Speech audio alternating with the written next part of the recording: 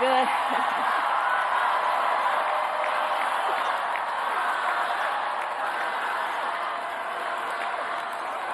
Good afternoon, everyone. Good afternoon. Good afternoon. Good afternoon. Thank you all. Thank you, thank you. Thank you, thank you. So let me say, and I love you back, and I love you back. So let me say, my heart is full today. My heart is full today, full of gratitude for the trust you have placed in me, full of love for our country, and full of resolve. The outcome of this election is not what we wanted, not what we fought for, not what we voted for, but hear me when I say, the light of America's promise will always burn bright. As long as we never give up, and as long as we keep fighting.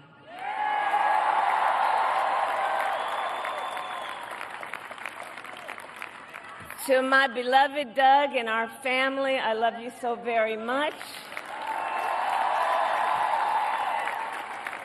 To President Biden and Dr. Biden, thank you for your faith and support. To Governor Walz and the Walz family, I know your service to our nation will continue. And to my extraordinary team, to the volunteers who gave so much of themselves, to the poll workers and the local election officials, I thank you all. Look, I am so proud of the race we ran, and the way we ran it, over the 107 days of this campaign. We have been intentional about building community and building coalitions, bringing people together from every walk of life and background, united by love of country with enthusiasm and joy in our fight for America's future. And we did it with the knowledge that we all have so much more in common than what separates us. Now, I know folks are feeling and experiencing a range of emotions right now. I get it. But we must accept the results of this election. Earlier today, I spoke with President-elect Trump and congratulated him on his victory. I also told him that we will help him and his team with their transition, and that we will engage in a peaceful transfer of power.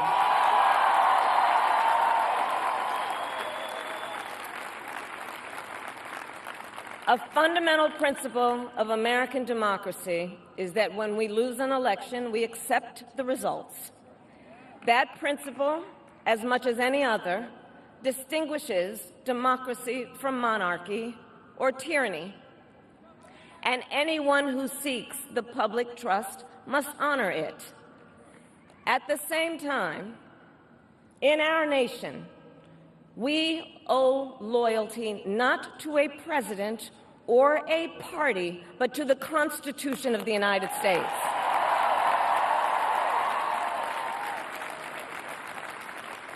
And loyalty to our conscience and to our God. My allegiance to all three is why I am here to say, while I concede this election, I do not concede the fight that fueled this campaign.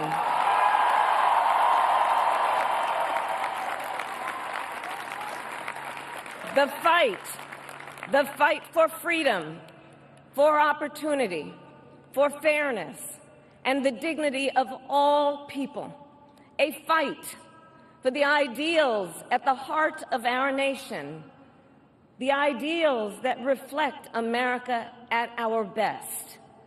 That is a fight I will never give up.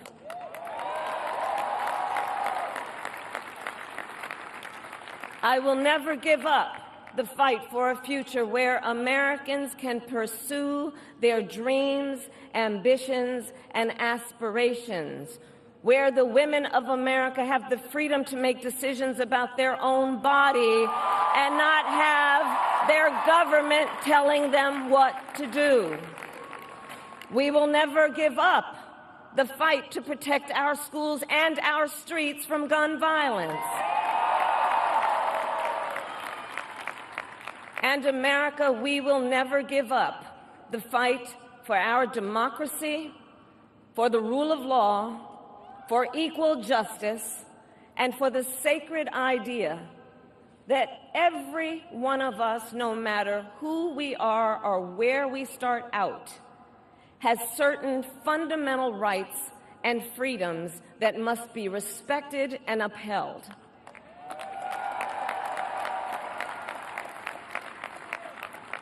And we will continue to wage this fight in the voting booth, in the courts, and in the public square. And we will also wage it in quieter ways, in how we live our lives, by treating one another with kindness and respect, by looking in the face of a stranger and seeing a neighbor, by always using our strength to lift people up, to fight for the dignity that all people deserve. The fight for our freedom will take hard work, but like I always say, we like hard work. Hard work is good work. Hard work can be joyful work. And the fight for our country is always worth it. It is always worth it.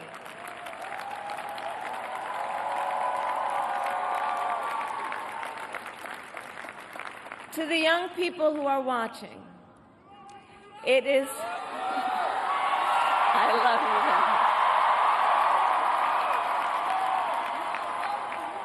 you. To the young people who are watching, it is okay to feel sad and disappointed, but please know it's going to be okay. On the campaign, I would often say, when we fight, we win. But here's the thing. Sometimes the fight takes a while. That doesn't mean we won't win. That doesn't mean we won't win. The important thing is don't ever give up. Don't ever give up. Don't ever stop trying to make the world a better place. You have power. You have power.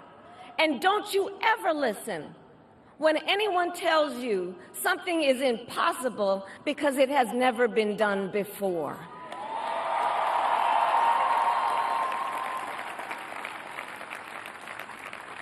You have the capacity to do extraordinary good in the world. And so to everyone who is watching, do not despair. This is not a time to throw up our hands. This is a time to roll up our sleeves. This is a time to organize, to mobilize, and to stay engaged for the sake of freedom and justice and the future that we all know we can build together. Look, many of you know I started out as a prosecutor, and throughout my career I saw people at some of the worst times in their lives, people who had suffered great harm and great pain, and yet found within themselves the strength and the courage and the resolve to take the stand, to take a stand, to fight for justice, to fight for themselves, to fight for others, So let their courage be our inspiration. Let their determination be our charge.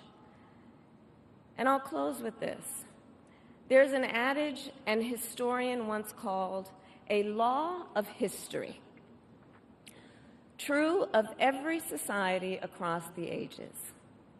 The adage is, only when it is dark enough can you see the stars. I know many people feel like we are entering a dark time, but for the benefit of us all, I hope that is not the case. But here's the thing, America, if it is, let us fill the sky with the light of a brilliant, brilliant billion of stars. The light of optimism, of faith, of truth, and service.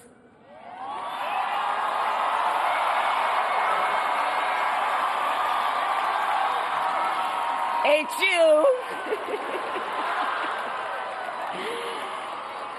And may that work guide us, even in the face of setbacks, toward the extraordinary promise of the United States of America. I thank you all. May God bless you, and may God bless the United States of America. I thank you all.